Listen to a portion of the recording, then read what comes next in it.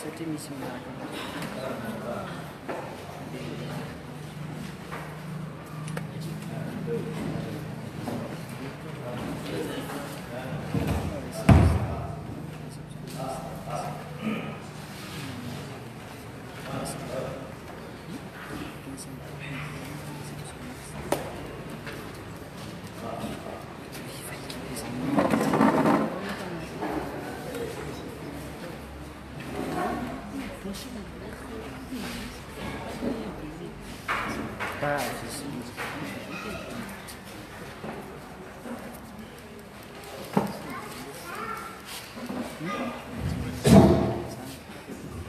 Benar, trong tập học phần chỉ chân nó kết thúc tema Inggris dia Inggris akan tidak bangsa belum dia ini alasan zaman besar kamu jika tema dia rasa mat sambil menispa kalau mat jika udah menispa kalau adun maatungad sika lasa manamel tena be manamel kul manamel tena be manamel kul fal manarakan saya kene kisaran kene papate sama rakan tenen sika be kisaran manademan papate sama kisaran manademan sane lapta sama katam manademan sadul rasane nyai atau lat papate sama nul pirfau la rasane bisa kacaya kiberena namli Fry sama manademan lain. Ni sampai patesa na. Tena naman natin teme. Patesa na mo. Tambal ni. Wood. Tena naman sa kunin pang teme. Ay na. Sulun ni. Ay na sulun niya. Patesa na tambal nyuta. Tena naman sa kunin teme. Ay na. Sulun niya. Asa yai no sulungnya saya ini kan ya saya di paula dan bena deman saya tidak jika tahu kan kita tahu di isman be paula dan deman tandir lah sahabat sama mental tandir fa isa to masa Israel nasional mau fanat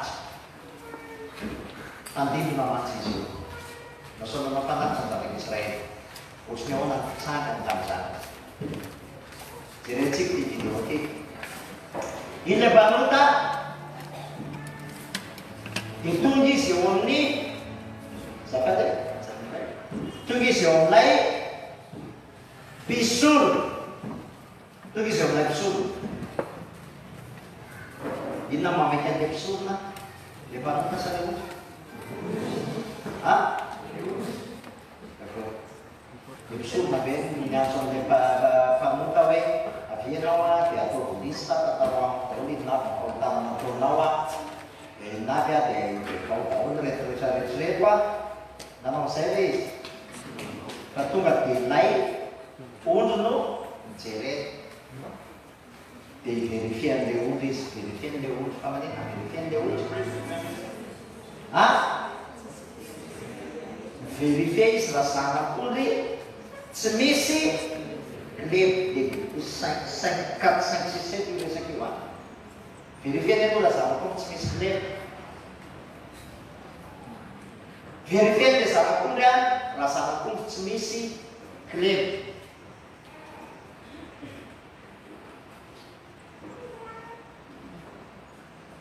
Verifikan cara. Verifikan cara dulu. Refattema på verifieringen biasanya pensa kayo bolon lay sana kundri tanah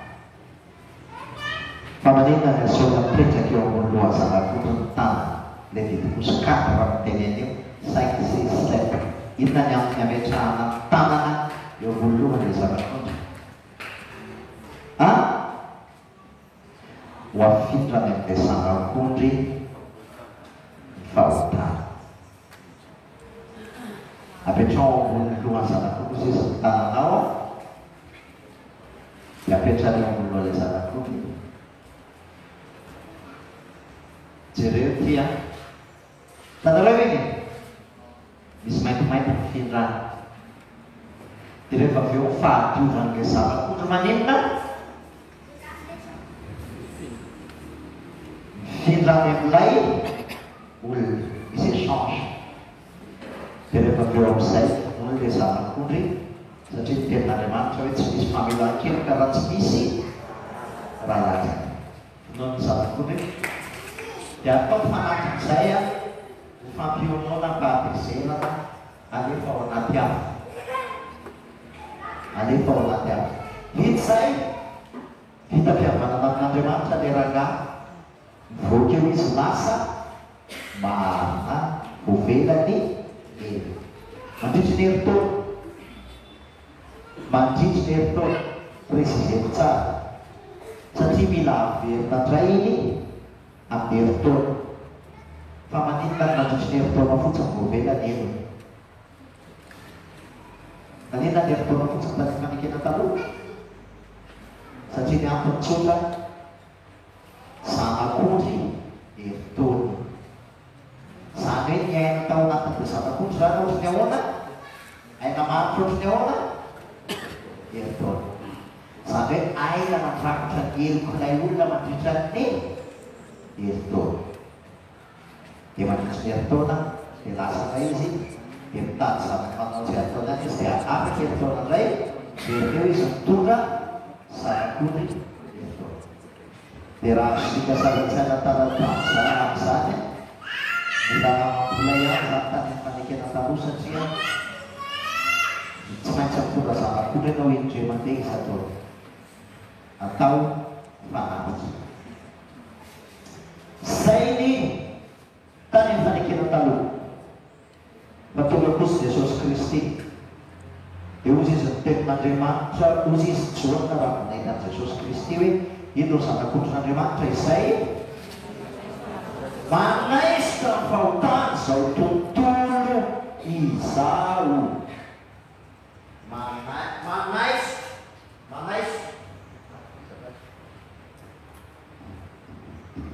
Allo? Manaisitra zany hoe ôte izy amin'ny teny frantsay. Ôte.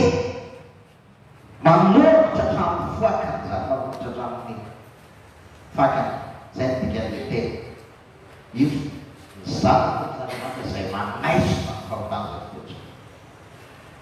Tonga Jesosy Kristy amena ny helokontsika.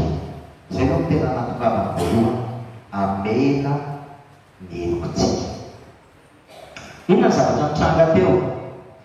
Alohan'ny andevasana anazy a, ohatrany tsy tazana tsara ilay maso kely fotsiny hoe zafady misy asa navelona tomboka amin'ny voalohany zafady hoe tsasan'ilay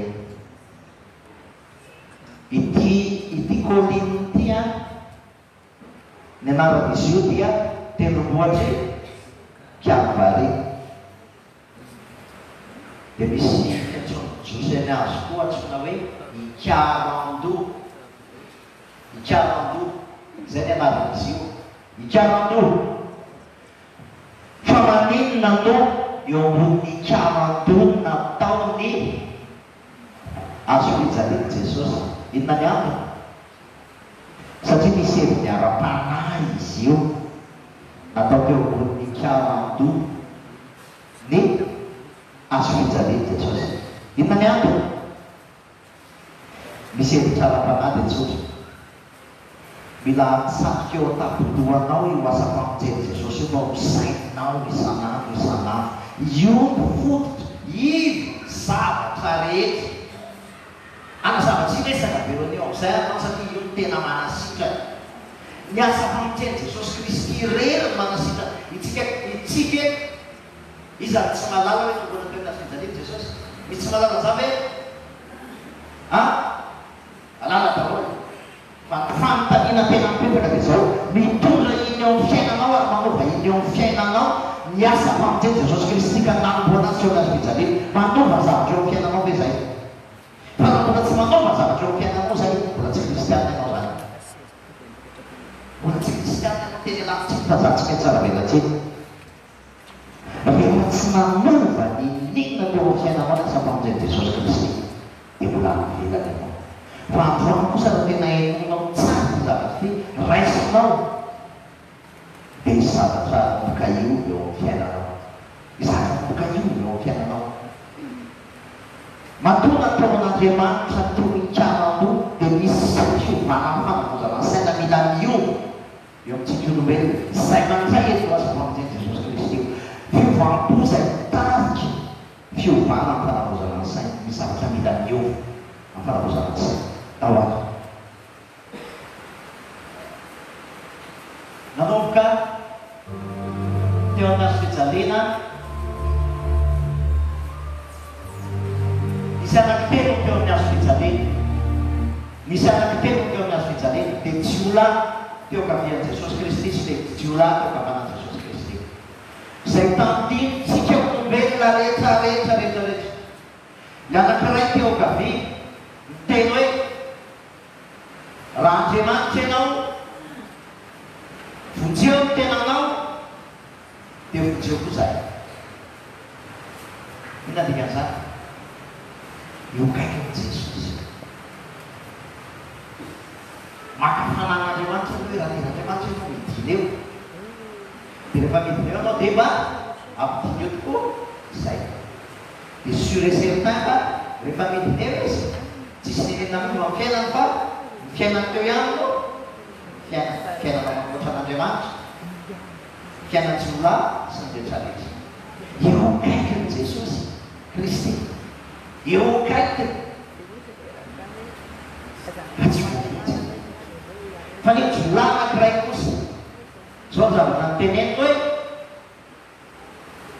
tsika kosa izy mendrika tsika zavatra maritsy.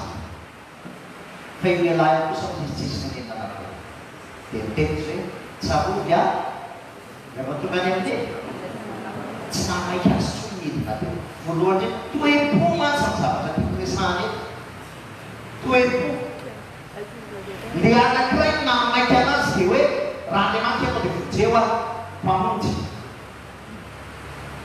Metsitsika mitady famonjena manary Andriamanitra vonjeo aho, voka-tsosa Andriamanitra vonjeo aho, mitaitaina aho ohatrany zao vonjeo aho Andriamanitra. Zany nataony jiolahy. Fa ny anankiray teny hoe mendrika tsika nahazotsika raha tsy tonga amin'izay toe-po zay hoe mendrika ny zavatra nahazo ahy, mendrika satria maty, mendrika satria tafasaraka amin'Andriamanitra raha tsy maintsy jinja vokatry ny ody fisarahana amin'Andriamanitra. Izay ny atanako izay toe-polona jiolahy teo. Ary rehefa avy eo tsy nahamaika anazy ndetina teo, tsy nahamaika anazy miaraka amin'ny hazo fijaliana fa ozy izy hoe tsarovy a rehefa tonga any eo firaisana izy, firaisana amin'Andriamanitra izay hitany teo kairiny teo dia firaisana tamin'iny dia nahamaika azy. Toe-po samihafa.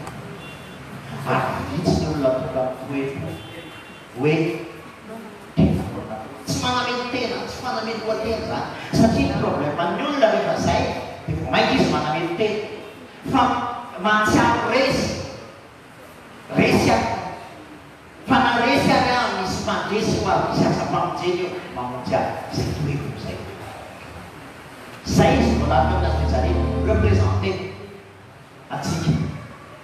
Misoratra teo amin'ny hazo fijaliana amin'ny teny grika, amin'ny teny hebreo, amin'ny teny latina. Ny zavatra misoratra teo amin'ny hazo fijaliana teo dia hoe Jesosy Kristy, Jesosy Nazariana mpanjakan'ny Jiosy. Jesosy Nazariana mpanjakan'ny Jiosy. Amin'ny teny hebreo misy antsoina hoe acronyme. Amin'ny teny hebreo dia ny litera voalohany rehefa vakina ny litera voalohany tamin'ny teny hebreo dia misoratra teo dia hoe iot, he, vav, he, y, h, v, h. Isan'ny grec h, v, h zany Jehova. Hozy izy tsika protestant Yahvé, hozy tsika katolika y, h, v, h. Izy zany Andriamanitra mpamoro. Andriamanitra mpamorona no soratra teo ny anarany. Ary io natonga Jiosy ny teny hoe vao nahita an'io Jiosy dia ozy izy hoe blasphème ny teo izy satria amin'ny Jiosy tsy possible mihitsy zany amin'ny Jiosy teneny Jiosy dia ny tena raha teny hoe Jehovah Andriamanitra ao dia Andriamanitra tonga izay ny tapatry ny Jiosy.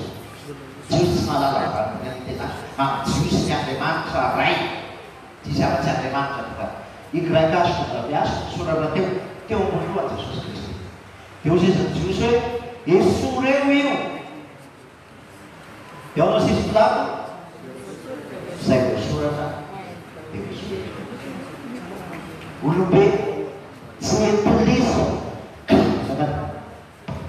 Pilato tsy epoliso tsy malala n'Andriamanitra tsy malala zany Andriamanitra zany Pilato zany fa olona tsy malala n'Andriamanitra nampanovrata n'Andriamanitra tamin'io andro fa igraiky azo olona be azo ilay Andriamanitra mpamorona nomboanareo teo amin'ny azo fijaliana.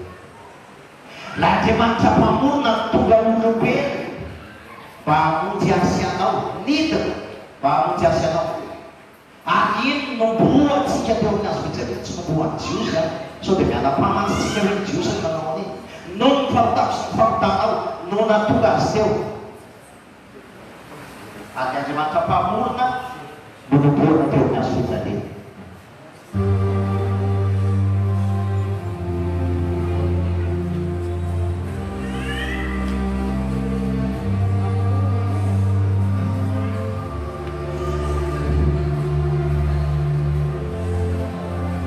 Rehefa vitsareo izay Jesosy hoe mamela ny eniny fa tsy fantany izay atao. Afaka nataony Jesosy ho an'izy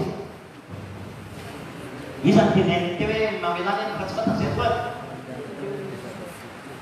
fa tsy ny Jiosy teo a ho an'ny olombelona rehetra mamela ny eniny fa tsy fantany izay atao. Iresponsable mamela fa iny vavaka Jesosy ire no vavaka famelan-keloka enon'Andriamanitra. Andriamanitra dia fanao izy izay mivavaka aminy dia mivavaka amin'ny fanasy ny fahamarinana. Andriamanitra tsy miainy mpanompo izay ny tenin'Andriamanitra. Andriamanitra tsy miaino anao raha mbola mpanompo ianao. Andriamanitra tsy miaino olona mpanompo tsy afaka miresaka amin'Andriamanitra ny olona mpanompo. Jesosy Kristy rery ny olona tsy mpanompo. Azavaikely fa maninona ho Jesosy Kristy ny olona tsy mpanompo. Namaritsika ny tany amin'ny Genesis 3:5 dia Adama niteraka olona tahaka ny Jesosy Kristy taranaka Adama sa tsy taranaka Adama? Jesosy Kristy tsy taranaka Adama. Jesosy Kristy tsy sperma nahatonga anazy fa fanahy masina no mipetraka tao an-kibony Maria. Tsy nandovo an'ilay fahotana tao amin'ny Adama Jesosy Kristy. Ary izay mahatonga hoe Jesosy Kristy no olombelona voalohany tsy mpanompo ratsy vaovao. Ratsy olombelona vaovao tonga dia mamontany tamin'ny alalany Jesosy Kristy. Rasy olombelona vaovao. Andriamanitra izy mahatonga olombelona rasy olombelona vaovao tonga dia nambony tany tamin'ny alalany Jesosy Kristy. Olona tsy mpanompo, olona tsy nandova fototra. Zay mahatonga Jesosy Kristy hoe tsy mpanompo. Zay mahatonga Jesosy Kristy hoe tsy misy zava-fonto, tsy misy clé. Tsy maintsy olona tsy misy clé, tsy mpanota ny amin'Andriamanitra. Olona tsy mpanota ny amin'Andriamanitra. Ary mahatonga vavaka Jesosy Kristy. Raha eo mamelany eniny fa tsy fantany zay mamelany eniny fa tsy fantany zay atao. Vavaka fangatana mamelany eniny raha hoavy sy hoavy. Rehefa tsy hinonao zany, rehefa tsy hinonao zany, dia tena tsisy mamelany eniny raha hoavy. Tsisy mamelany eniny raha hoavy. Mamelany eniny fa tsy fantany zay atao.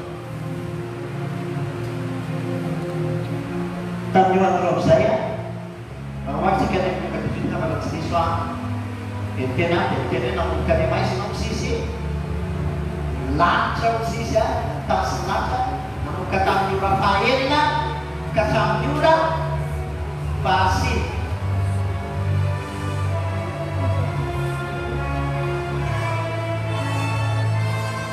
yang mais nang tanda mandan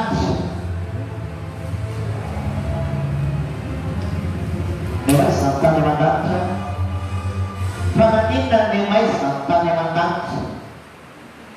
ina niya usi sa usa bangsa bangsa produk negatif sendiri produknya penting sama-sama kita tiap membuat sisi negatif sama juga penting sama produk yang negatif nanti sudah penting famani dan mais mata yang akan saksi mampu berbuat Yesus kau tak tahu tutulung bisa ni mampu berbuat Yesus kau tak tahu namun katanya kadang sih maka waktu masih tanah konsep nasab konsep maka tak suatu so saya kalau jadi sampai itu tanah aku bulan sepakat kalau ni mampu berbuat Yesus falta di suatu tulisau rasmo sangat sasa sandwich maksis baik sana yang cerani mati sih macam namun kata saya Ngeceritakan fakta Ngeceritakan panamikuan news Ngeceritakan nyarep Ngeceritakan fakta desa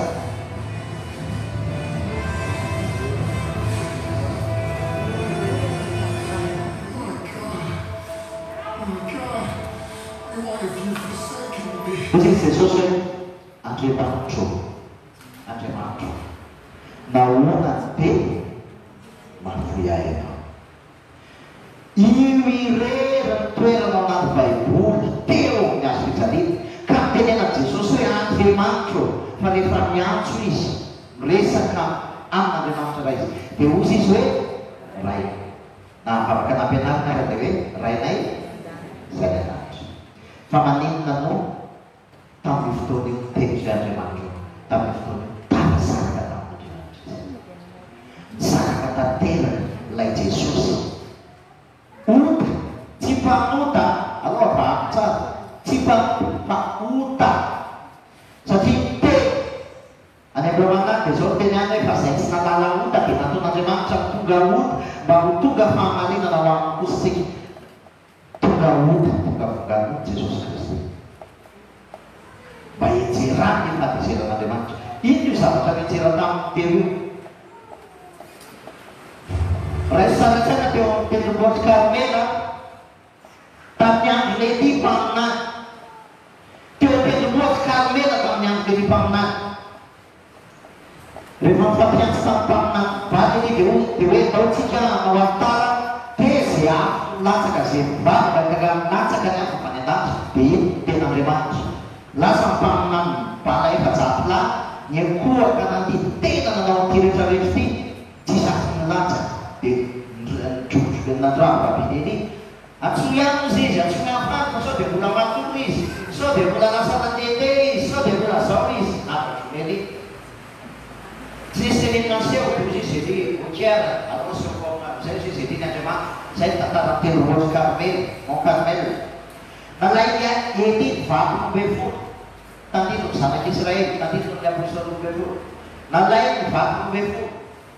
Dinwa dima dinalai ba atau lekar wa din raya ci ci tenan ma no din raya ci de nalai masih kita ya to pe opun de manasa de tu basan rang arfin rang ya mucha karang ya ta yang selesai jadi ma asiwi usir no yang sudah punya Lansakan saya pemerintahan. Arifan lansakannya pemerintahan. Resa-resa nawi waktu lasana ini. Tadi nama kapan tidur jerentsika raha lasa vavety fa rehefa latsaka ny antin'Andriamanitra manendanitra lasa vavetina le vato ritrana zany hoe tia filazana antsika ohatry ny ahoany zany hoe Andriamanitra herin'Andriamanitra seriny zany hoe fatazeran'Andriamanitra le Andriamanitra any nampivotsofotra ny teo tendrombohitra Sinay satria mitazana ny zanak'Israely dia ahatselatra kotroka ny teo niosongozona ozy izy ny tendrombohitra zany herin'Andriamanitra zany izay fahavezeran'Andriamanitra izay tsy maintsy enjely ao Jesosy Kristy no neny sy tenikao no fahotako sy ny fahotako tsy maintsy enjely teo aminy inona tsy maintsy zakay teo amin'ny azo fijaliana ny zakay teo amin'ny azo fijaliana neny fahafatesana rehetra vokatr'ilay fahafatesana dia tsy maintsy mizaka ny neny fahafatesana izy inona aby zany neny fahafatesana zany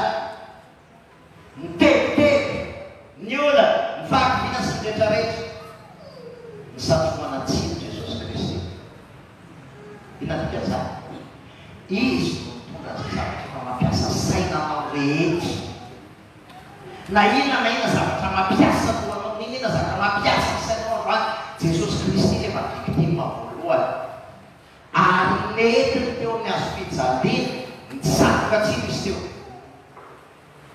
no kapoana izy no ratsaina izy ny ten'Andriamanitra dia miteny dia kapoka taminy no nanasitrana tsika ny tena aretina mahazo anao ny aretina voalohany rehefa tsy tamin'i Jesosy dia mitratra anaty ilay fisarana amin'Andriamanitra ratsa anaty io no sy tamin'ny voalohany inona ratsa anao ratsa anaty ratsa anaty any matsy miseho eny ivelany rehefa filaza tena aretina inona ratsa mahazonao izy ratsaina eo toerana tsy ianao tsony ny victime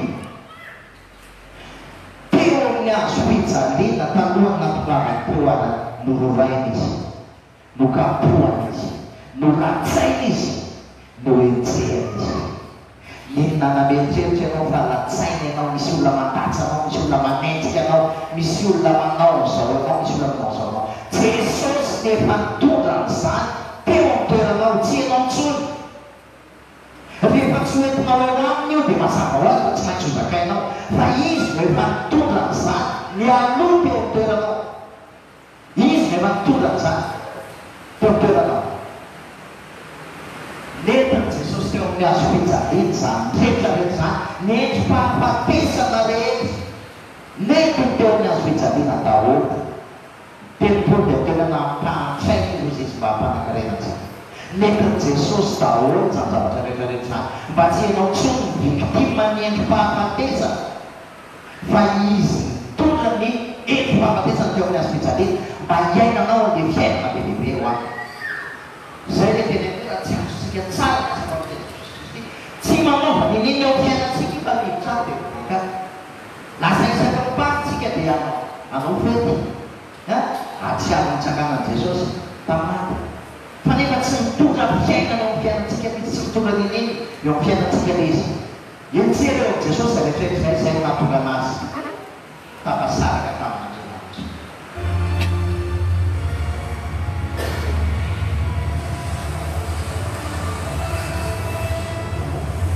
enjela teo aminy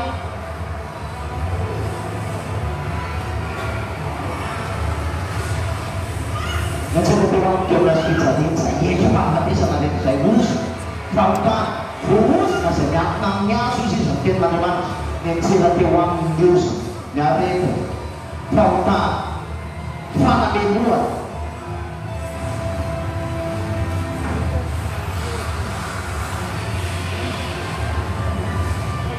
netiny nampitsiny adolo teo teo amin'ny azo fijaliana zay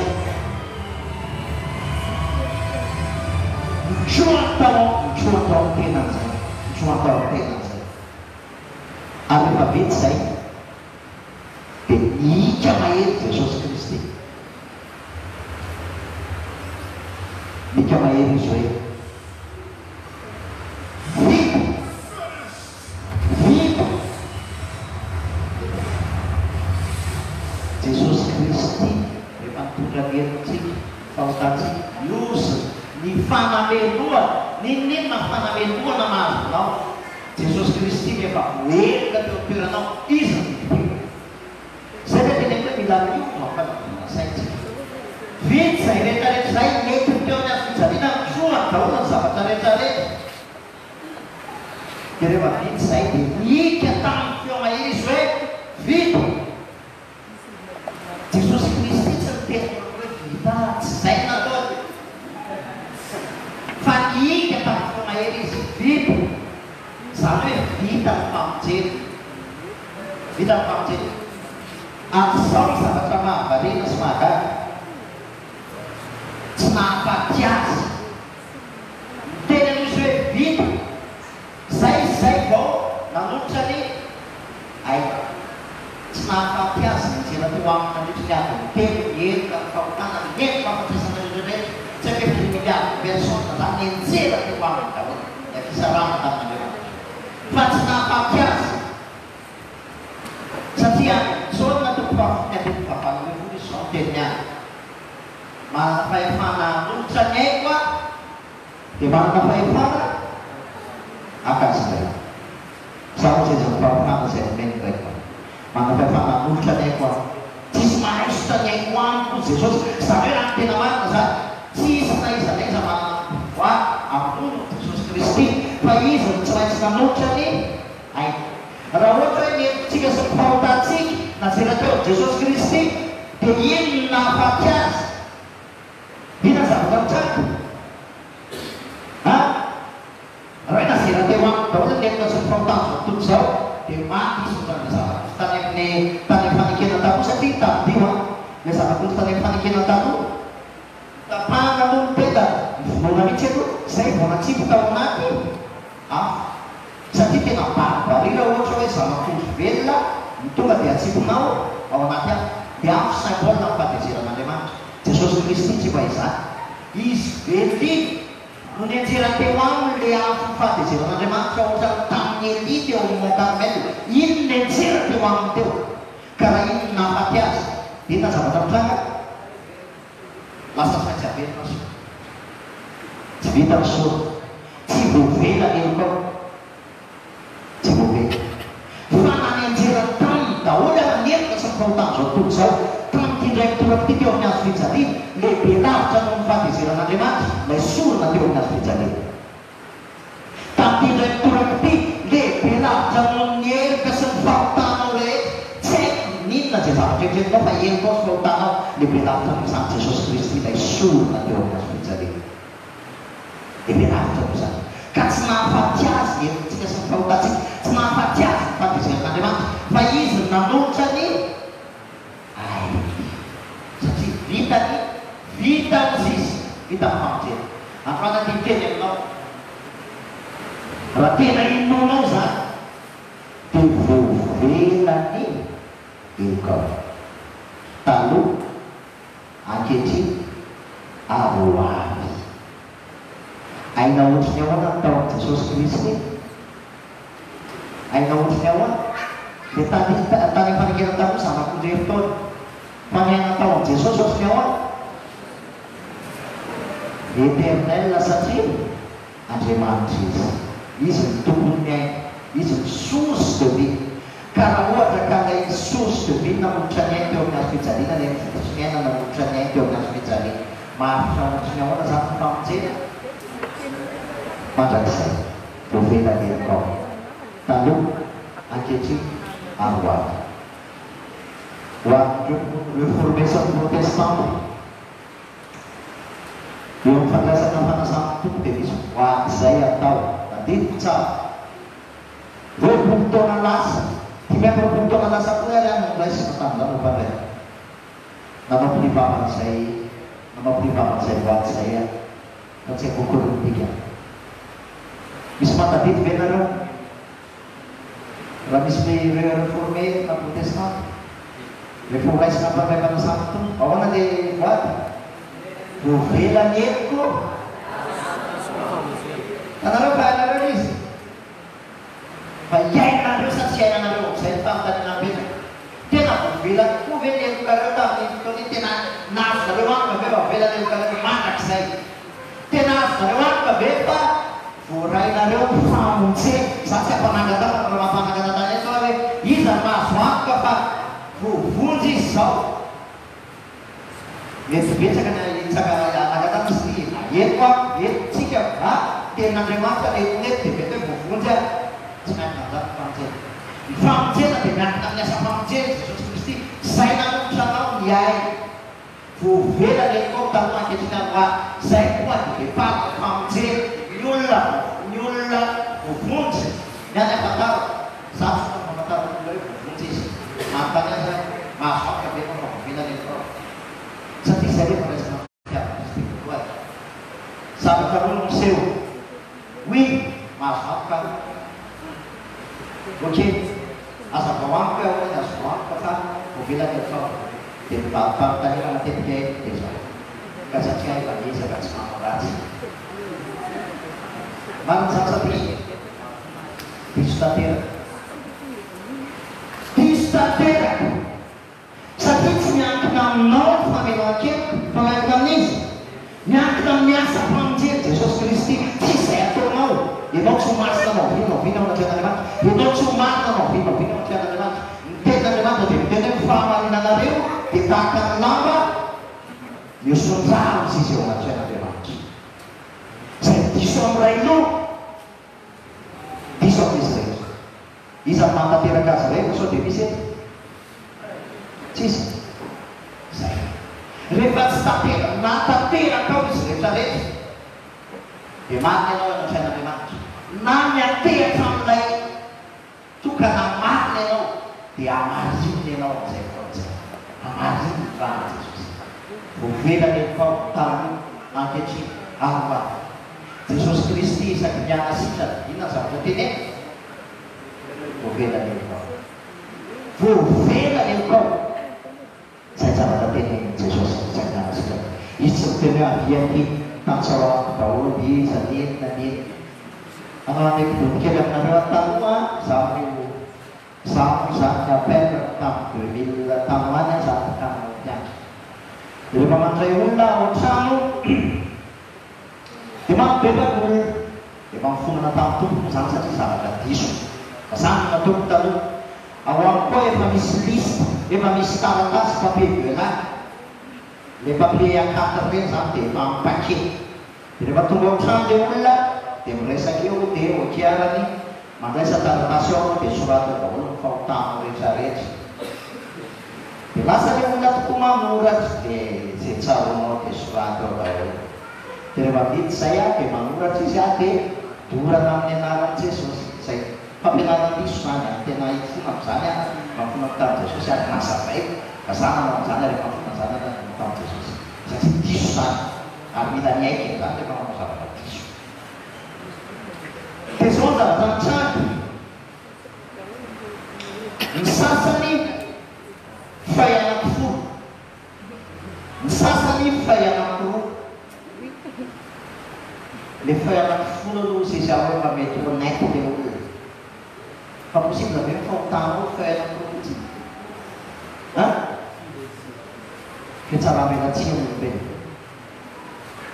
Satria impiro izy ny tenin'Andriamanitra manoto 77 fois 7 ao anatin'ilay andro. Dia raha 77 fois 7 tsy haiko zany 300 firy zany.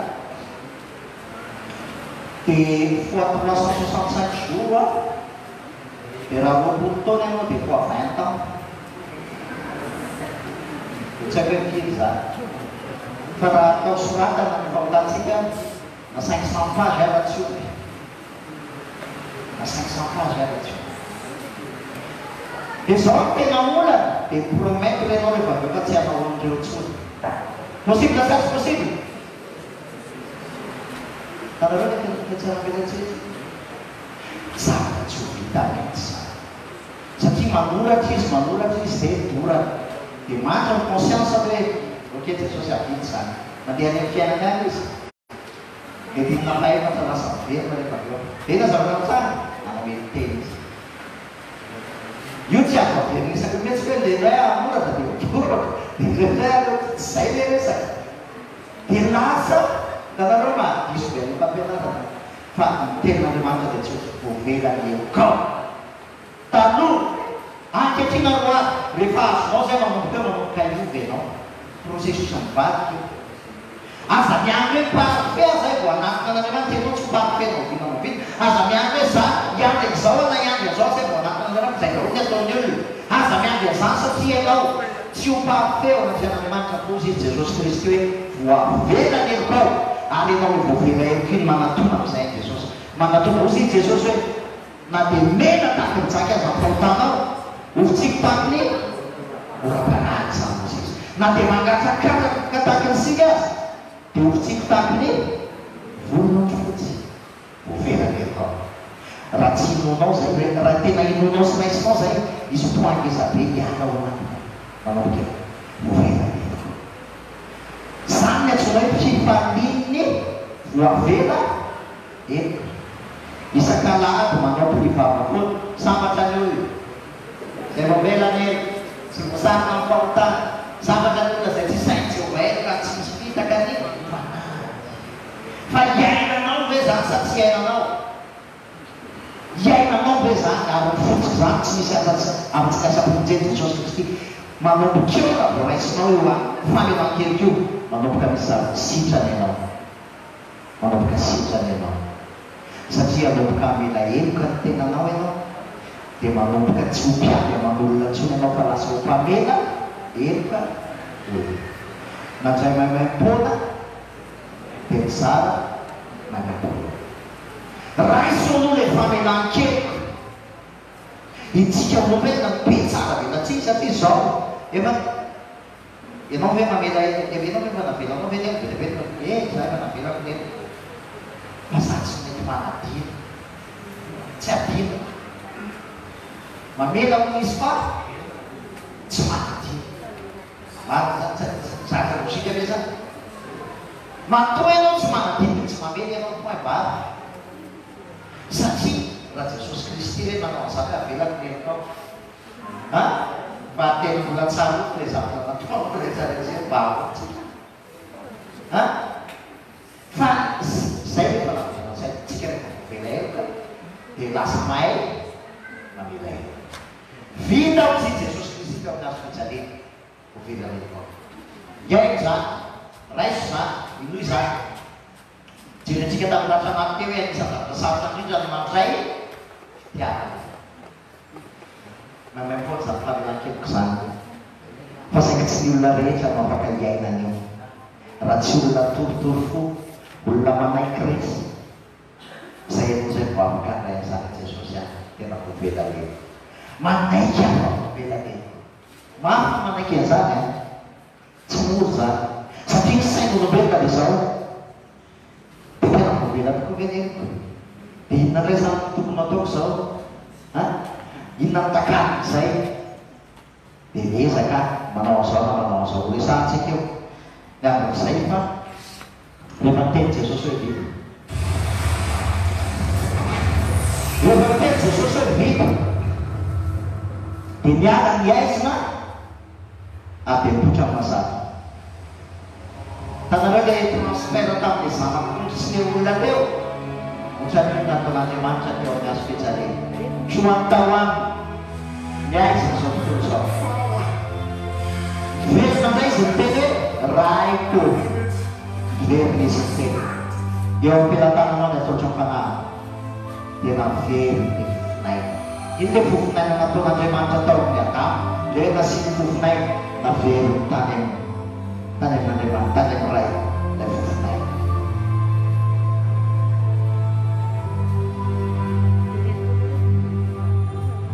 misy zavatra maromaro mila azosika raha afaka miverina amin'le slide le anankidimy le slide anankidimy vala vita zavatra rehetra ka n'Andriamanitra no miteny hoe vita dia izy olombelona ny saiteny hoe non izy tsy vitanao fa mbola ho ataony nefa ny problème saina atsika olombelona Andriamanitra miteny hoe vita fa ny olombelona miteny hoe tia mbola tsy vita ohatrany ahoany hoe vita ty Voalohany indrindra nomboana teo amin'ny azy fijaliana Jesosy Kristy misy heviny ngeza be anankitelo io zavatra io. Voalohany indrindra vovelany eny tao, iny efa teny amiko teo. Faharoa manaraka an'izay netiny teo daholo ny endry fahafatesana rehetra. Izy ny victime, izy ny mianjera, izy ny meloana, izy ny ratray, izy ny nopay, izy ny noray, izy daholo izy ny victime teo an-toerantsika.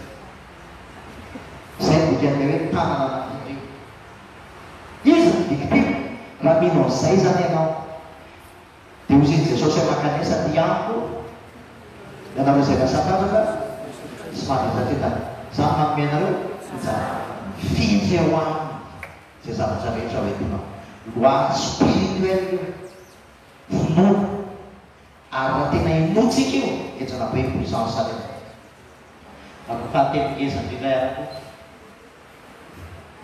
dia efa niara voomby tamin'ny Kristy teo amin'ny hazo fijaliana ilay isika tafasaraka tamin'Andriamanitra taloha. Efa voomby niara tamin'ny Kristy teo amin'ny hazo fijaliana tsika.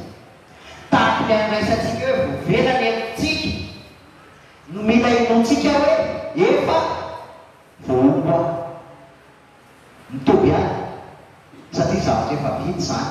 Tsy hoe tsika mandeha ampotelana dia ilanja hazo fijaliana isaky ny paka na tsy haiko lasa zany mantsy le izy lasa milanja hazo fijaliana ny olona, lasa mampijaly tena ny olona, lasa manao ty zavatra rehetrarehetra ty olona efa vitan'i Jesosy Kristy fa inona raisina le inona naleviny Jesosy Kristy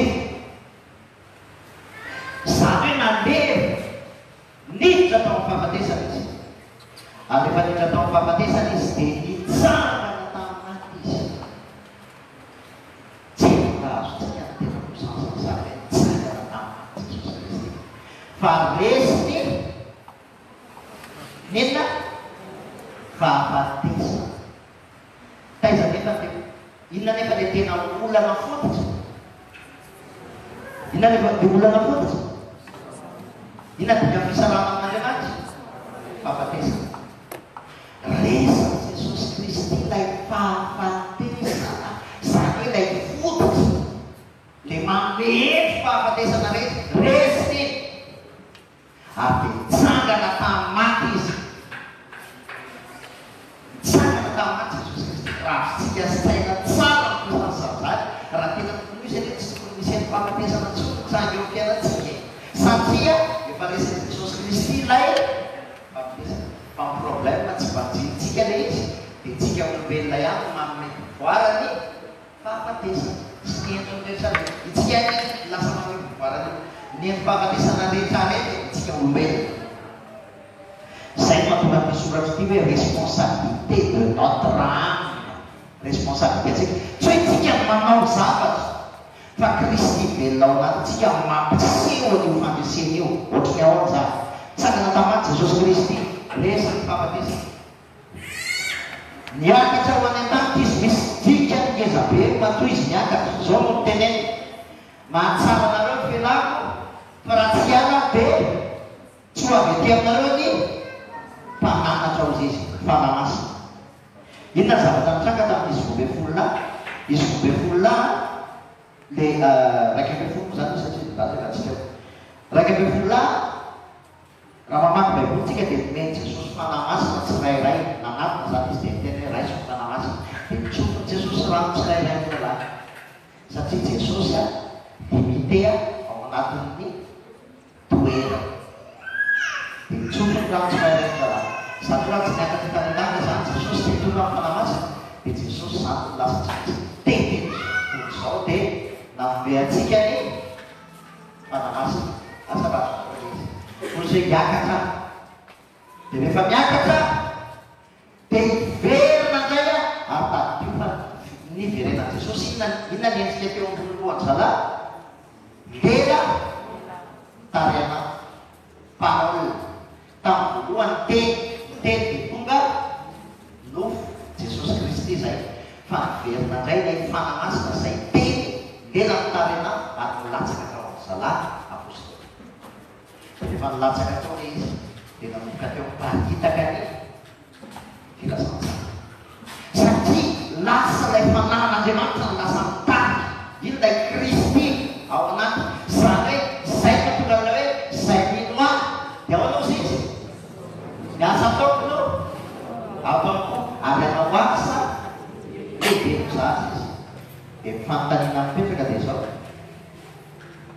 marina ve zany hoe zany anao asa lehibe Jesosy?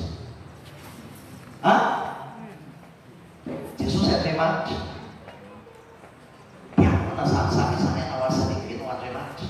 Tanàna le piège le rehefa tsy mandinika tsara tenin'Andriamanitra.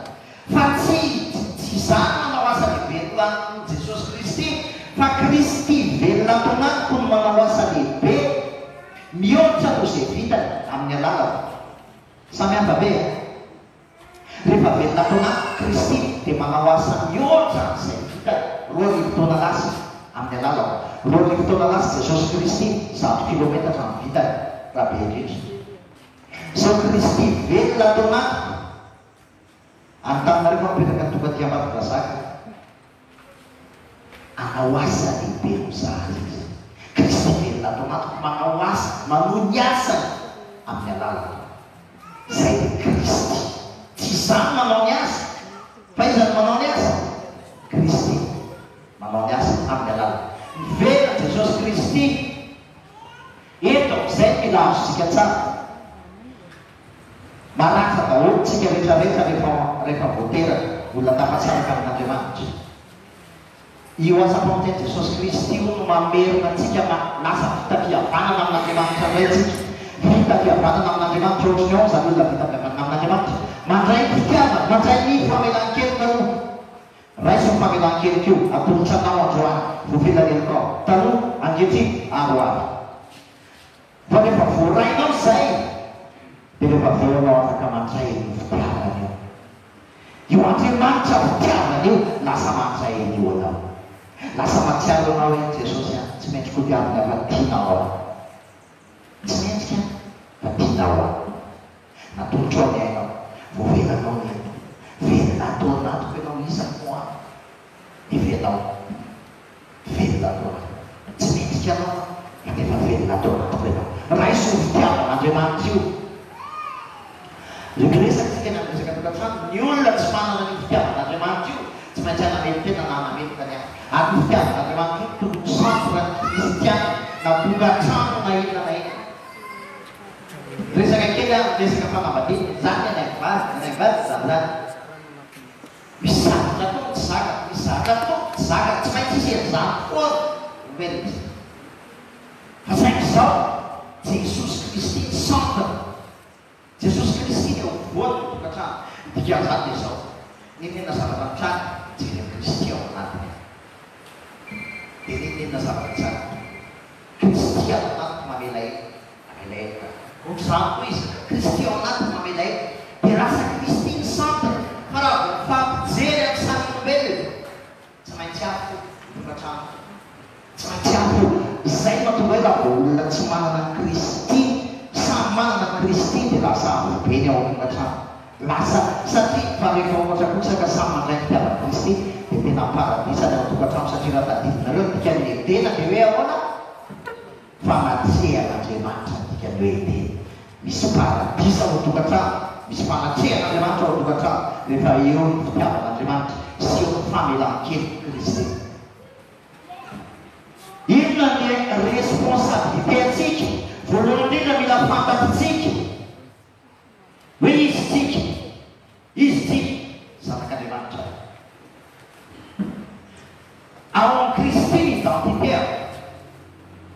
Za tsy manana, zao tsy problème ny olombelona, manana complexe zay le raha fanahy.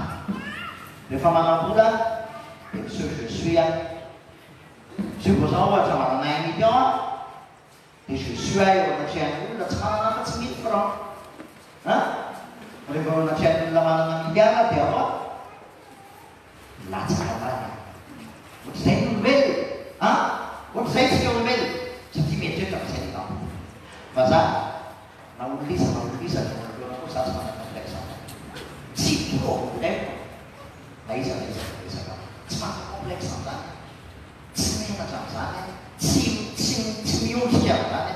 Satria nahoana? Satria Kristy velona Kristy identité. Ary tsy misy lehibe izany. Raha misy olona fana izay ambony eo ka tsy manana Kristy izy za tsy manana complexe. Satria tsy ambany misy mihitsy ahy. Raha manana Kristy izy zay fotoana izay. Satria samy manana Kristy. raha misy olona atao hoe faran'izay ambany tsy haiko zay misy antsika amin'izay ambany amiko tsisy an'izany fa raha misy olona faran'izay ambany koa eo tsy ambony izy a ary raha manana Kristy izy tovy aminy azonareo da dia lasa stable amin'izay fotoana izay tsy ambony izy a nefa tsy ambany izy ary isan'iza manana Kristy velona ao anatiny dia mitovy amponana ray fianakaviana anankiray tia satria zanaka tany asa raha mazava-nareo tsara zavatra izay rehefa azontsika izay rehefa azontsika tsara izay rehetra ilay zavatra resahako teo hoe mila fantatsika identité mila fantatsika hoe itsika dia ao anatin'ny amponan'Andriamanitra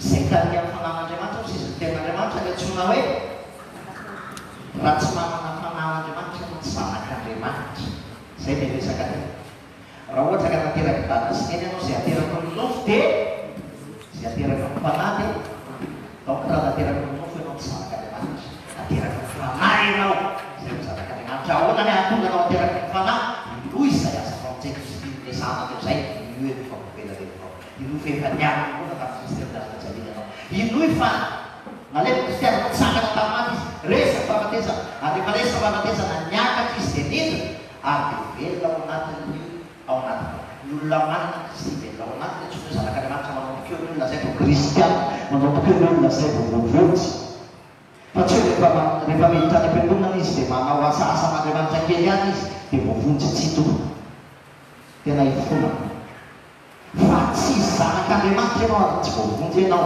raha tsy mino io asa-pamonjeny Jesosy zay ihany ny lala vitan'Andriamanitra tao amin'ny fanahy zavatra rehetrarehetra eo amin'izay le teny amin'ny teo raha tena marina zany efa voavelany e fa saingy mety iainao zay efa salama efa sitrana fa saingy mila iainao zay tadiro tsara fa zay zavatra mpanjintsika no miseho amin'ny fiainantsika ohatra manana olana ianao olana kely dia ny olana kely iny foana ny mpanjinao eo dia iny ny sainao dia iny ny tapatantainao vosany vaty dia iny dia sanao saina inona ny zavatra hitranga aminao lasa olana ngeza be mara ny atao hoe un grand problème c'est un petit problème que tu regardes de trop près ny atao hoe olana ngeza be dia olana kely fa ipapatiny misy aretina zao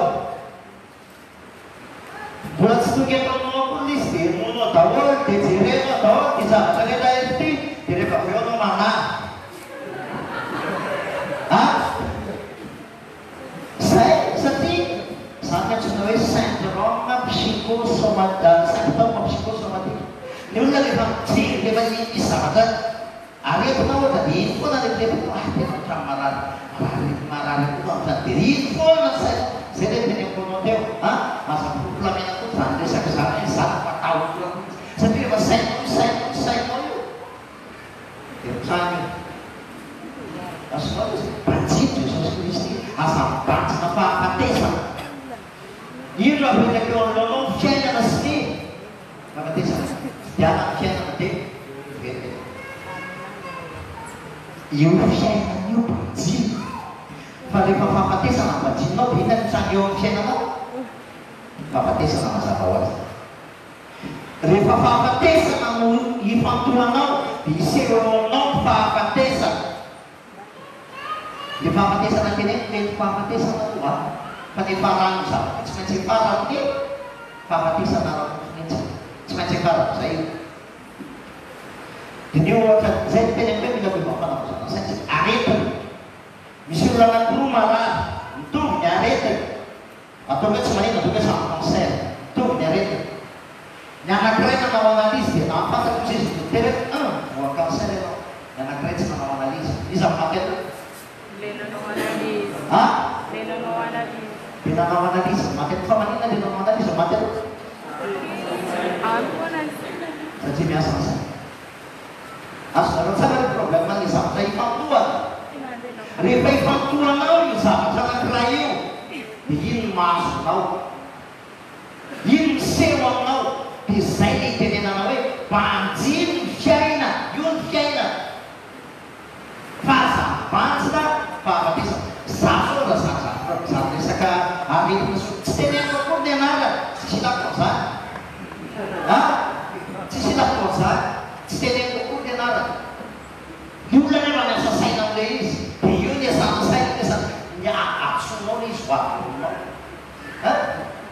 mamokaza barabarana tadiova ny fomba anatin'ny lohantsika olatsika fa Jesosy efa teny efa vita ny zavatra rehetra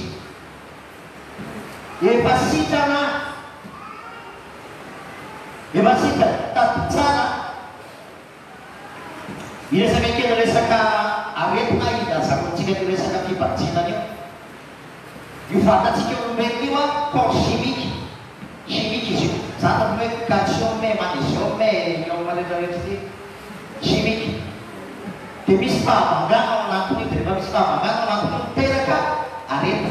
Hitanareo ohatra amin'ireny hoe manao expérience na chimie reny dia maka singa anankiray no singa anankirotsotro miaraka dia atao anaty étuve zany atao anaty dia atsofoka ao dina zavatra ka rehefa tambatra foana izy zavatra tsotro miaraka pokeny ohatran'izay corpstsika io vatantsika io dia vatantsika io tsika rehefa mibanjina fahafatesana loatra zany hoe tebiteby ny olana ny aretina ny fantsana tiany fahafatesana rehetra ty banjinitsika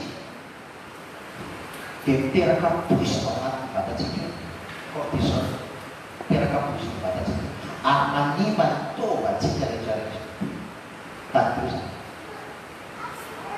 Dia zao nefa ny vahaolana hita amin'ny siantifika mikorotana ny ao anatin'ny vatan'ny olombelona io zay vahaolana dia omeo fanafody le olona fanafody tsy ratsy fa ny problème amin'ny fanafody dia zao le fanafody le ana no le symptôme zany hoe le sototra aretina misehoanao tsoahana fa le sototra aretina zanonao ihany asa raha tsika tsara zao teneko zay le symptôme mba ohatra marany endo ianao marany alobe ianao dia lasa na mihina dolivrany dia le symptôme fotsiny hoe tsoahany fa le fotsy le aretina ando inona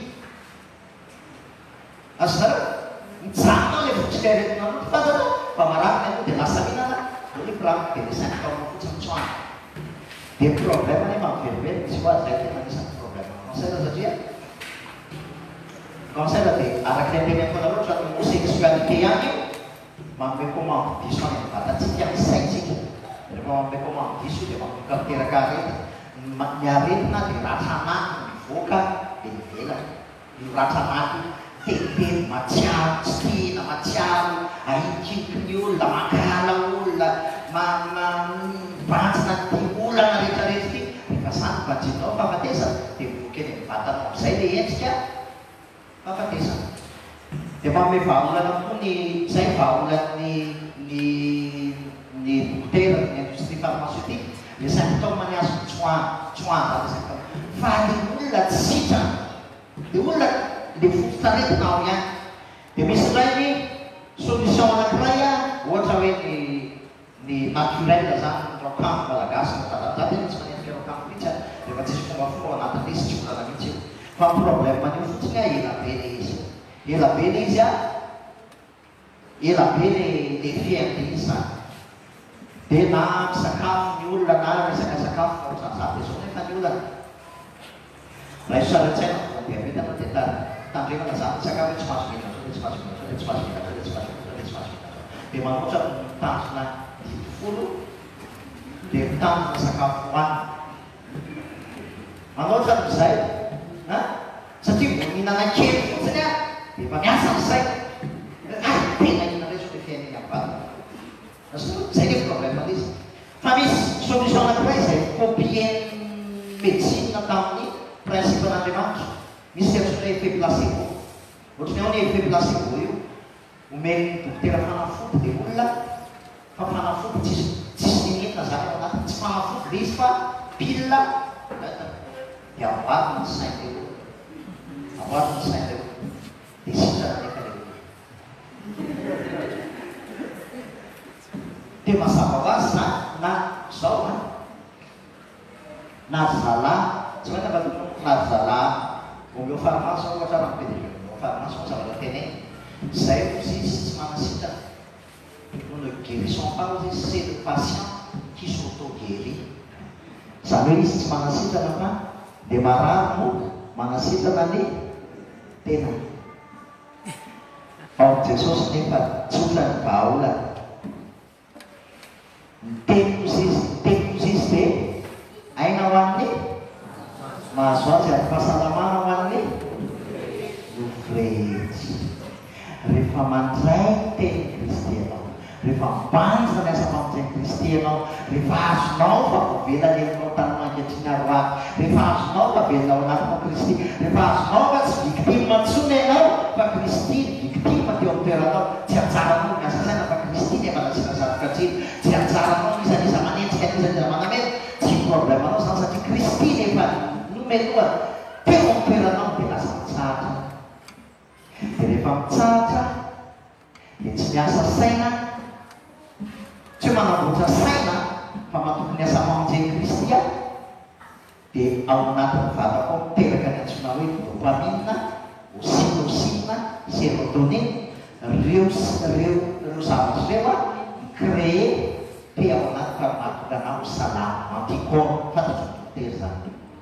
automatique satria rehefa famy olona rehefa mitsahatra ny olona dia créé an'iny antodohany dia lasa salama izy dia tarefa tsy irakina ny fahasalamana ao Jesosy fa zavatra iaina zay le tena teo hoe iainanao mitondra fiainana eo aminao ve miasa mamonjeny Jesosy Kristy sitrana tsy manana ratranantsony azo ataony olona eo anompany olona anentsika tsy mahakasika amin'ny fokotsony zany satria Jesosy Kristy no efa mitondra tsara teo aminazy fijare fa rehefa mbola malaka vompain'olona dia tsy maintsy anompakoa fa manenina vompainao fa manenina ny samyna ahoana ny famofopety zay rehefa malaka ny olona tsy mantany tsy mazaka rehefa sitrana importa zay ataony olona raha tenenina teny mararina reo izy dia mamaky teny moramora kosa okeja manodidina izay rehefa tsy teny tozaka rehefa tsy nafoy lasa mitsahatra dia rehefa mitsahatra tsy vitan'ny manam-piadana mampaolany reto zany hoe isaka ny metsika vao mahita rakoto vao mahita rabe dia mitseratra ny ampavafo e nareo hoe tsy maintsy hoe mampijatsy vao mahita ny olona dia tsy maintsy miova lalana satria lolony alahetsika eo tsy dia mahiaina hoe mitsahatra manam-piadanana sitrana dia rehefa mibanjina zay asa mamonjeny Jesosy azay mahatonga hoe zao tena rehefa teny hoe mampahora ny tahotra ozy izy ny fitiavana tanteraka mandroaka ny tahotra inona ny problema tsy dia zao matahotra ny ampitsotsika matahotra ny zehitrany zavatra mbola tsy mitranga kozy dia atahorana zavatra tsy fantatra na hitranga na tsy hitranga dia fa atahorana so moa dia tonga eto zany rehetra zany dia ana dia matahotra dia matahotra rehefa matahotra ianao dia lasa seo zavatra rehetrarehetra fa rehefa mibanjana Jesosy Kristy a mitranga mety misy zavatra mitranga zavatra n'izany misy zavatra mitranga dia raha misy zavatra mitranga dia mitseratra ny avavoko matahotra misy doty a zavatra hoe tsy matahotra tsony a matahotra misy doty a misy alahelo na ohatran'izany dia tonga dia Jesosy a efa nentinao teo aminazy fijaliana zany eny an-dalana eny na eny an-dalana eny ary loatra hoe miantso telefona resaka telefona amin'ny ankizy aho ohatra na ampiaraka azy misy problème fa Jesosy a tsy antsarako miasa zany satria ianao dia manasina safoka tsy apetrako ampianatananao zany tsahatra dia rehefa mitsahatra mitsahatra za tsy mahita vaholana mitsahatra mitsahatra rehefa mitsahatra dia mety Jesosy mitsahatra ny fiatana dia rehefa avy eo ao meny conviction meny faharesendazy ao anatin'ny foko ao ho izao ary atao dia atao ampiatana dia atao mitsahatra fa tsika raha ohatra misy zavatra miaina Dia misalasala hoe inona ny atao, raha zao ny atao, pi tsy mety, dia aza manao mihitsy eto. Satria fanontaniana diso indrindra ho amin'ny kristiana hoe inona ny atao. Satria raha hiteny ianao inona ny atao, dia iza zany ny anao azy? Iza ny anao azy raha hoe inona ny atao? Enao ihany ny anao azy, dia mizakainao vokatry ny ataonao. Fa zah efa nizakainy Jesosy ny nataoko rehetra teo amin'ny azo fijarena, taoko tsy antsarako tsony io. Mba tsy ho velona ho amin'ny tena mitsony izay velona ozy izy, fa velona ho amin'izay efa namotra ny ainy mba amin'ity azy.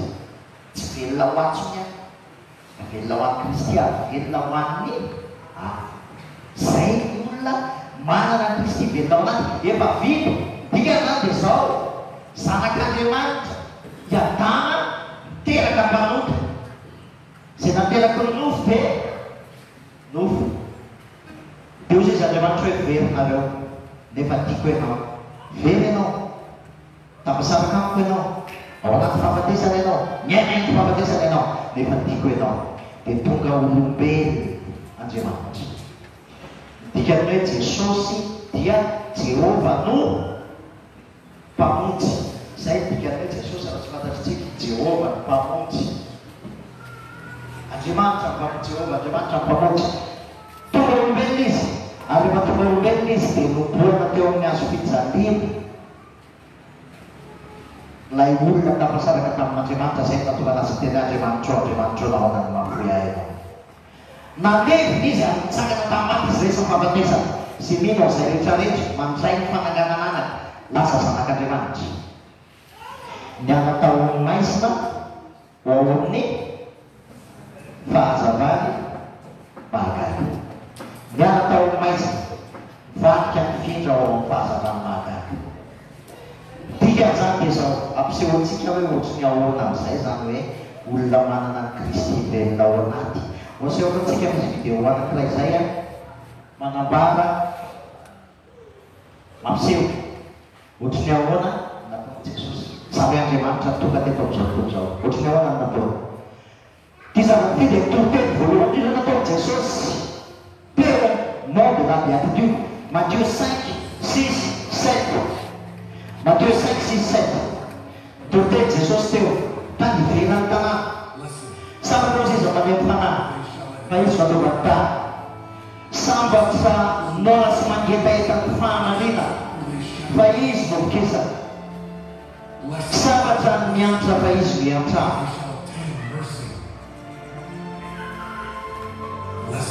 Sambatra ny madoam-po fa izy no hitan'Andriamanitra.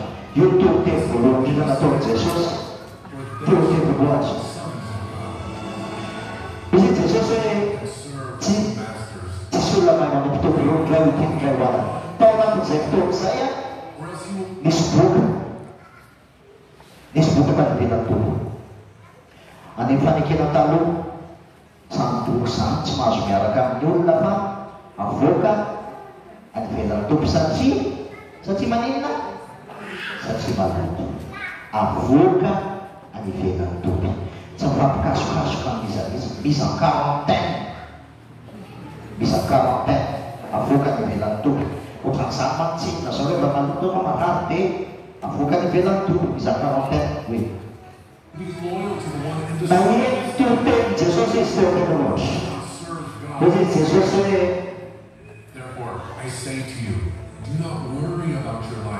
aza manany amin'ny anareo na zay hoaninareo na zay hosotronareo ozy Jesosy. Jereo izy izy voromanidina. Jereo voromanidina. Jereo voromanidina. Tsy mamaky amin'ny jinjo reny. Mampitona ho an'ny tsombotra ozy Jesosy. Fa tsy meotra ovetsomen ray nareo any an-danitra azy tompo ho azy. Jereo izy izy aminareo manahy na dia kely akory raha mahay manampy ny andro iaina. Nahoana ny manany amin'ny fitafitinareo jereo ny voninkazo izy izy. Tsy manoatra na solomon natao lampambolany azy. Tsy mitafy tsara ohatran'ireo hery dia boka. Na tsy hanao izy malahelo izy. Manatry na dia Miecek sama-sama manapun asnya kan saya pakai kasih yang sana di kulis. Saji mana? Saji mana kulis? Wikit yang piaramu, itu kamu. Tapi biar sikit yang besar, macam begitu yang kita tu kamu, namun atau funono macam sabu wikit, sabu kamu, saji sepi. Macam bukti. And the rain descended, the floods came, Macam winds blew and beat on that aku house, kan dengan film juga. for it was founded on the rock. Itu cara sama juga seorang remaja. Itu kamu, ulah itu kamu. Lepas itu ben Jesus saya bicara Jesus. Aku sebenarnya naraka sampiana. Tak sampiana. Ini yang aku nak cakap sampiana. Saji mana? Saji tak dibutuhkan piana kan? Berat selama apa masna? Ada kas yang dibukis di dalam zaman saya. Semai lupis. Kas yang dibukis. Jesus serernya mati. Last Jesus itu Jesus. Ada mana Jesus? C'est la première fois que bukan na ita emission la manatuna ni unaleta choka. Fai scusa de manza na mas. Tente diceva media no. De Matiuva. Rapide no de Matiuva. Blessed Jesus. Sahabat siapa? Tahu soal ini kita tahu. Ulama dinong kasih buka. Jesus nuduk bilang nawan yufu luar di. Wis mati di rasa kasih balu. Cakap tahu soal ini kita tahu. Sati nak memandang soal di malu kuis. Apa kisah bilang tu? Kasih Jesus buka. Ada mana kasih itu? Usia mati di nawan sih. Ini sahabat sana. Nanti dia buka.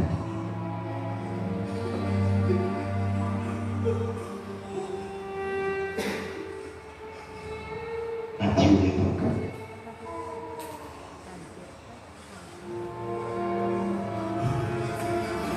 Si jadi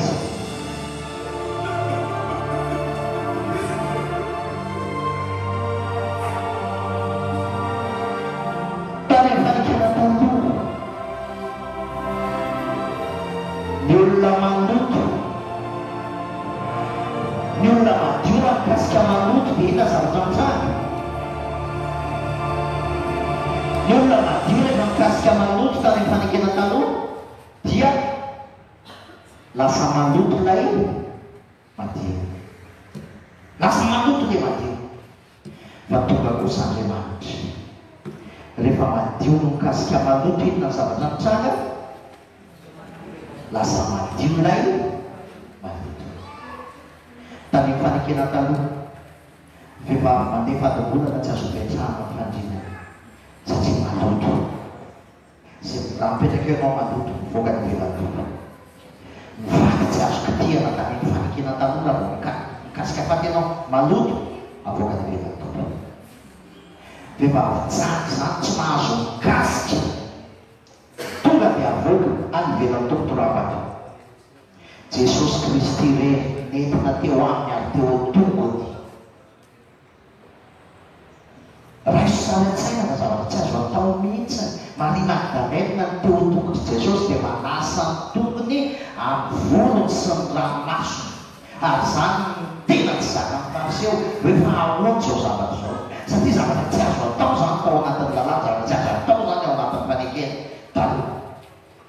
Pasio Jesus yang saya ini mati untuk. Kemudian nanti Jesus sampai baca, Jesus nanti Jesus, Jesus nanti nyulah rabu. Tak sih saja, tak tahu nanya tahu sih dalam sistem lah sampai. Berapa sih? Menurut surat tentang Yesus itu.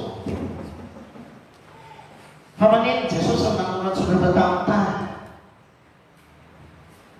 Fatum untuk tante puri. Saja nasiwan di teny Jesosy. Naseho amin'i Jesosy. Fa izy ilay Andriamanitra nanoratra tamin'ny vato fisaka.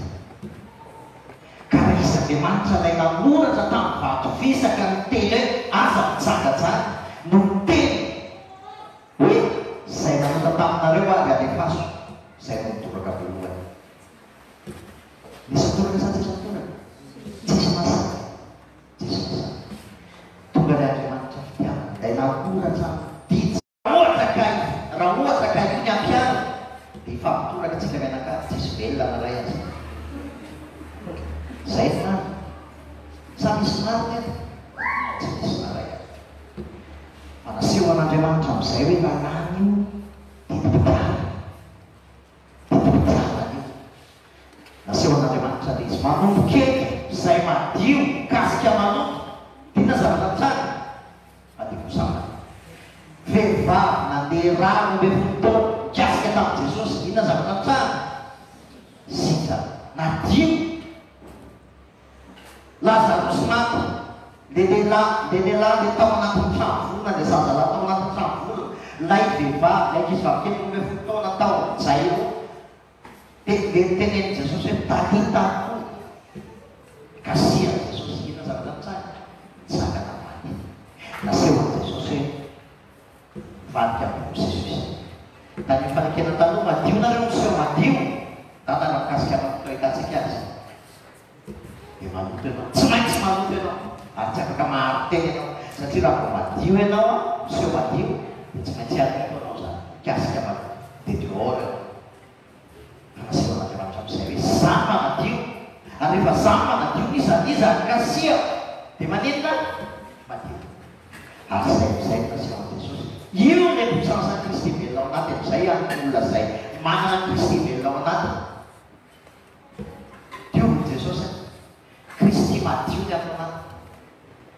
Kristy fahazavana ny ato anaty. Dia zaho tsy natsoa Jesosy ifampidira fahadiovana amin'ilay miseho madio. Fa zaho natsoa Jesosy ifampikasoka amin'ny maloto. Izay ny tena kristiana. Ny kristiana tsy mifampidira labozia. Tsy mifampidira jiro. Hoe ny iza mazaka kokoa. Lasa izay ny problema. Iza mazaka kokoa. Jiro sa jiro. Fa natsoa Jesosy sika raha tena mazaka. Raka any maizina ahitana azy. Tana makany amin'ny maizina dia hita hoe tena mazava tokoa ary vely ao anatinao. Kristiana otra maizina. Kristiana tsy tokony matahotra maizina. Eo amin'izay maizina misy azy. Raha tena mazava izy lasa manino? Lasa mazava maizina. Manto Jesosy Kristy nanton'Andriamanitra analanao hiala maizina ho amin'ny fahazavana mazava. Kristy mazava ao anatinao. Eto any amin'ny maizina ary amarika ao amin'ny fahazavana Kristy. Dikany zao. Izay mahatonga hoe ny olona rehefa sitrana, izay manomboka eo, sitrana tsy manana complexe amin'ny izaniza-tsony, tsy manameloka iza, ary tsy afaka melomana izaniza koa. Izay ny tena izay izaniza, nefa koa tsy melomana izy.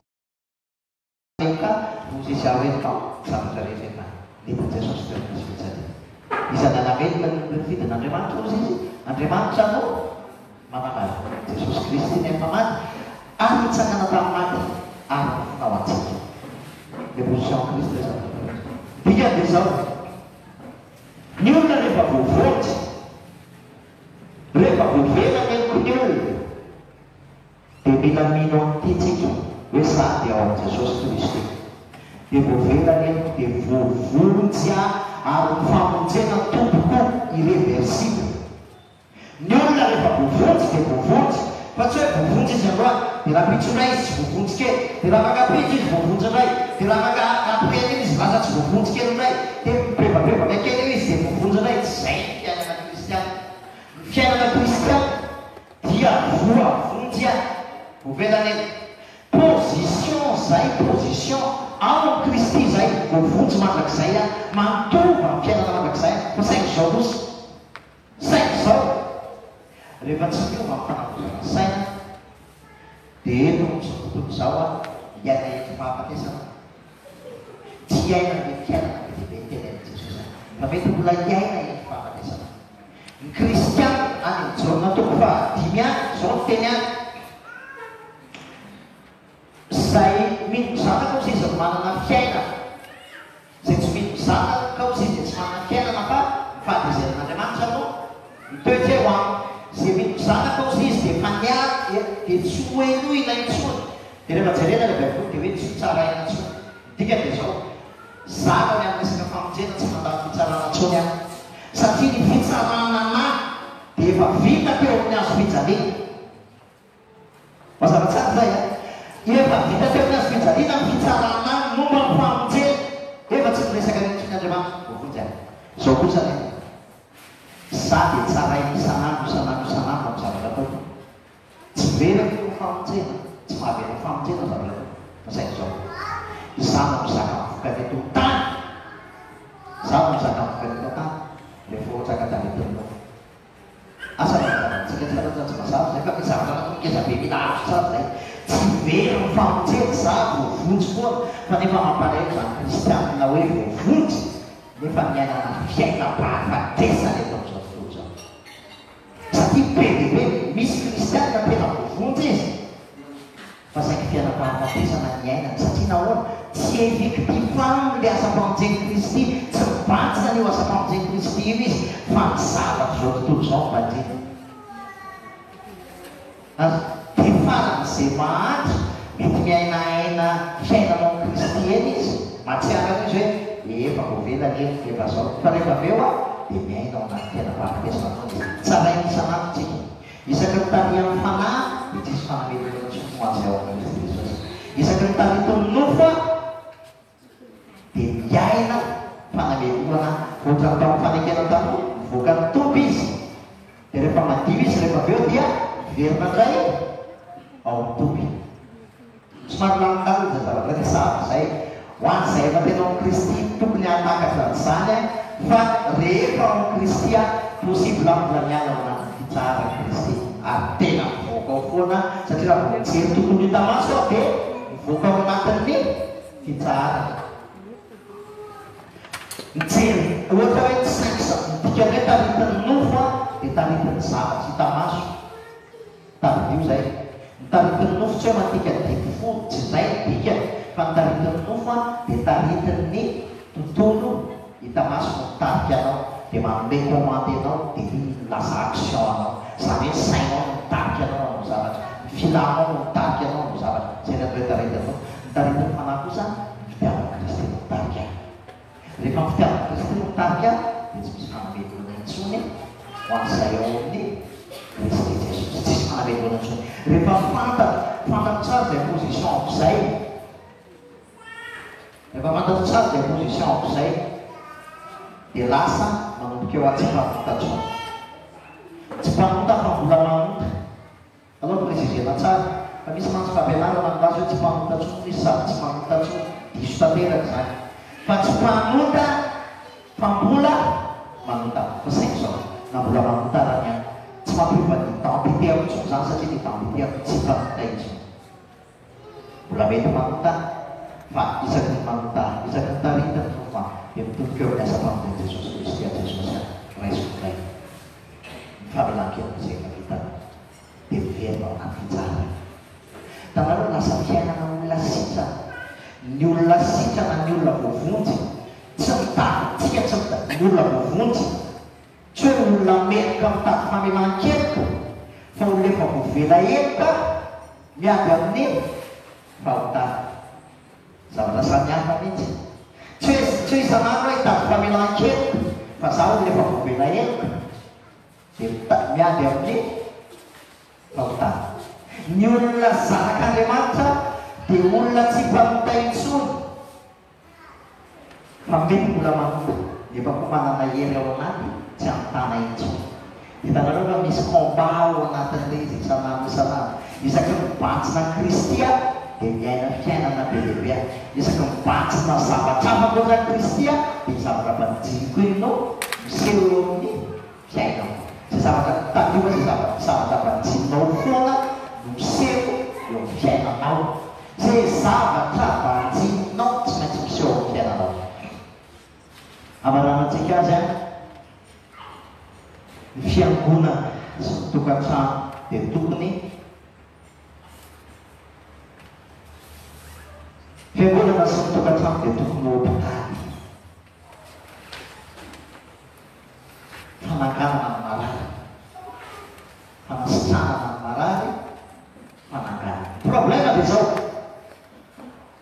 ny olana dia zao ao anatin'ny fiangonana olona maratra daholo ny ao azonara olona marary daholo anaty fiangonana tsisy olona sitra tena rara ny olona sitra nanavona dia raikitra am'izay ny fiamgonana dia rarano ny trano ao satria samy teo jesui samy mpiamanjakany heviny dia mivoaka tontolo ny efa rano be dia be ny fiangonana akapo mahamenatra fiangonana kristiana dia akapo fa maninona ny akapo raha tsy miteny pastera foana mama fa nga izy meny lasa zany mety be lasa zay manam-bola ny manjaka ao anatin'ny fiangonana zay manam-bola ny lasa metrano misy toerana manokana fotoana zay moa manana fiangonana lasa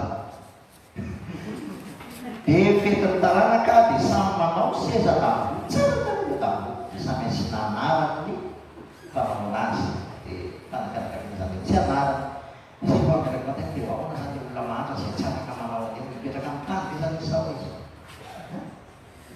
mampalahelo mampalahelo samy zavatra rehetrarehetra zany satria inona ny aminy satria olona marary ao anaty fiangonana olona marary lasa constituen fiangonana dia rehefa maratra ianao dia inona zarainao tsy maintsy oratra fa ny fiangonana raha tokony hoe izy tokony mpanangana mifananga zay tena corps de Christ zay tena ao anaty zay tena fiangonana tsy natsitrano fa ny fiangonana dia tena ny Kristy zay tena tsy hoe fiangonana maratra ianao dia atsara mijery ianao manoloro tanana anao a Kristy velona tanana fa manoloro tanana fa tsy dia zaro za tsy mahay vitaniny manoloro tanana Kristy velona tanana mananga mifanampy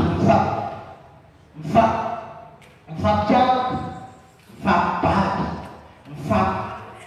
zay foana le teneniko amin'ny rehefa zay ao anatin'ny fraternité zay dala teneniko foana zay matanjaka no mitondra amin'ny fahalemen'ny malemy raha matanjaka ianao eto amin'ny fahalemen'ny afa aza mamle fanafitonana ny afa aza mandratra ny afa aza ratsaina ny afa raha ny atao hoe matanjaka dia olona mahazaka fahalemen'ny afa matoa ianao tsy mahazaka fahalemen'ny afa mbola tsy matanjaka ianao zany raha ohatra ianao ka mahita zavatra tonatotona rabe dia tafotoana tsy matanjaka ianao zany dia mba manekeny koa hoe za mbola mandeha satria zay tsy matanjaka nefa tsy mahazaka Kristy zany tsy manameloka raha tena Kristy velona ao anaty tsy manameloka zany Jesosy Kristy zany mbola tsisy olona meloka zany mba andehanao zay za tsy manameloka anao fa ny kristianina am'izao fanameloka ny mamay le mifanameloka nefa io le tena atao hoe mitorabako am'izao foan'izao le tsisy mitorabako zany tsony tany fanekena taminy le mitorabako e fa am'izao moa ny fampitorabako ny olona fa inona zay le vato ampiasay va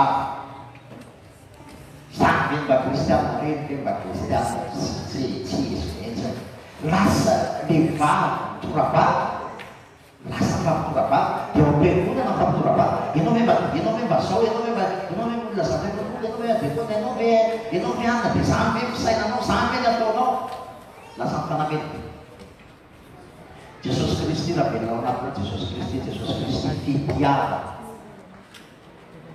ary Jesosy Kristy fitiavana zany mizara iny zany fitiavana rehefa sitrana ny olona dia mizara fanasitrana izy rehefa marary ny olona dia mizara ratsy izy ianao ihany dia efa malala io ao zavatra ny fonom-bavanao fanasitrana ve ny fonom-bavanao sa ratsy anatinao ny fonom-bavanao iny eno heninao be hoe zavatra tonga dia eny hoe mavesatra zany foko zany na miteny ary ianao heninao hoe mavesatra tsy ampitiavana zany zavatra toko zany tsy mpitiavana zany zavatra toko zany fa mitratrako no mivoaka tadio azy amaranantsika azy tingana sy laiky farany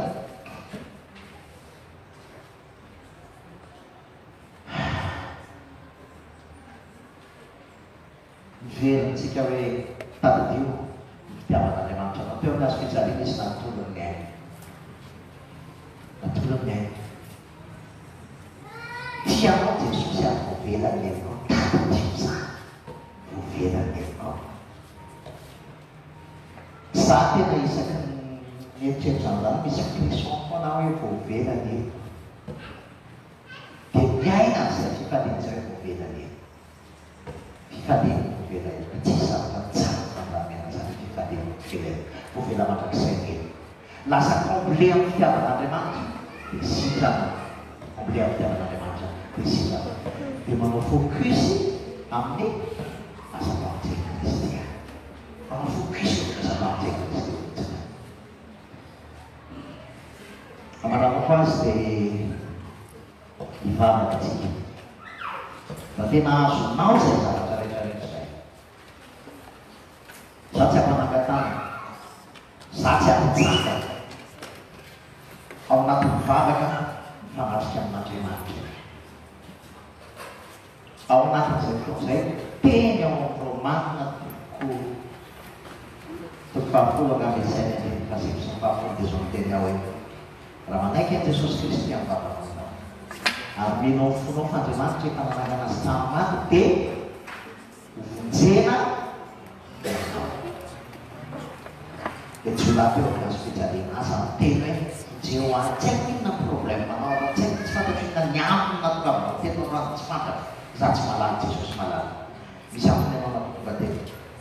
Misy aminy ianao natonga niaraka amin'izay efa ho atiny efatra izay fa ilaina concentration ihany ny amin'izay.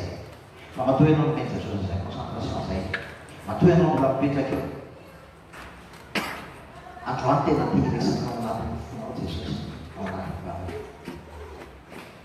Raha manaiky an Jesosy Kristy amin'ny vavanao anao ary menao fonao f'Andriamanitra efa nanana azy tamin'ny maty eo vonjena eo. Tsy mampaninona teny toerana izay ho azo an Jesosy. Hatramin'izay mety mivavaka ihany. Hatramin'izay mety makafitonana ihany. Hatramin'izay mety nanao asan'Andriamanitra mety efa mpamon'Andriamanitra raha ny anarana etson'ny olona. Fa azo le izy. Azo le izay voavelany eo. Ay mila raisiko fitiavana. Ay mila raisiko zany famela.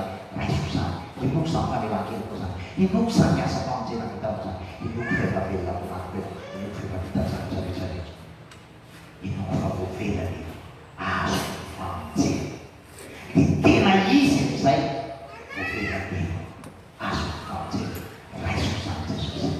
Anao sy Jesosy zay. Zay dia tiva fampianatria Jesosy. Ataovy ny comptenao miaraka amin'ny Jesosy androany. Ataovy ny comptenao miaraka amin'ny Jesosy. Dia mifanatria hivavaka. Jesosy herinao izay zavatra rehetrarehetra tena. Herinao izay anipon'ny olona tsirairay avy. Herinao mafy Jesosy. Nafafinao ny fitiavanao. Nafafinao ny famindramponao. Nafafinao ny famelan-kelokao. Nafafinao ny heriny fitsangana tamin'ny Jesosy. Herin'ny olona zany. Ianao ihany koa namafy an'izany tany anipon'ny olona tsirairay. Za Jesosy tsy malala izay anatin'ny fondreto olona rehetra tsirairay. Mety misy maratra. Betsaka ny maratra. Mety misy marary. Mety misy voka-droa mety manao fantsana fahavelezan-kely zalalo. Zavatra fantatro Jesosy dia Andriamanitra mpanaraka ianao. Ny zavatra fantatro Jesosy dia Andriamanitra mpamela heloka ianao. Ny zavatra fantatro Jesosy dia Andriamanitra fitiavana ianao. Tahaka ny nanangananao anay Jesosy. Ny fantatro ihany koa fa esanao mahery ka nangananao ny olona mitiavao amin'ity Jesosy. Atsangano izay rehetra lava avy amin'ny Jesosy. Atsangano izay rehetra lava avy amin'ny Jesosy. Raison'izay Jesosy iza ololeko mandray endrina ny asa-pamonjenao zany avy amin'ny Jesosy.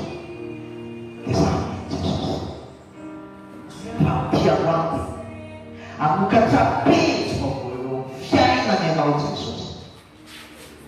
Amokatra pejy vaovao fiainana ianao. Ananana azy ianao maizina anao ao fahasavan'Makany. Ataovy tsapan'ny olona sy ainan'ny olona Jesosy. Zany fifaliana voavelako ao aminao zany. Ataovy ainan'ny olona Jesosy. Herin'ny fitsangananao tamin'ny maty zany. Manota amin'izany Jesosy. Aoka iainan'ny olona zany ia pakai lupa tahu orang apa saja. Saudara Yesus sedang jawab saya. Waktu kita menolak Yesus, waktu kami lagi menolak Yesus, waktu menyasar cinta hanya sama Yesus. Saudara Yesus sedang jawab saya. Yesus juga benar-benar. Yesus Kristus membawa jangan nama saya, jangan kenal sama hari ini kenal kita. Karena di firasat dia perbuatan jangan segala. Nanti minatakan saja sama tahu cinta kepada aja. Nanti makanya kata-katakan tidak dia cinta. Rasamu benar usah diatur. Kata misalnya itu lain sur. Bangsa ya orang Kristus Yesus kawan dia akan. Kau Kristus Yesus adalah nama yang nampakkan orang dalangan yuta sama desa. Bisa menyasarkan orang kiamat Kristus. Kau tidak pasal kita sama satu sesat itu. Bangsa dia manusia pada desa. Ambil alam itu. Ivan stan Yesus. Ivan movida di kota bagi siapa. Ivan bina orang bicara PDB. Funato Yesus Kristus. Amin.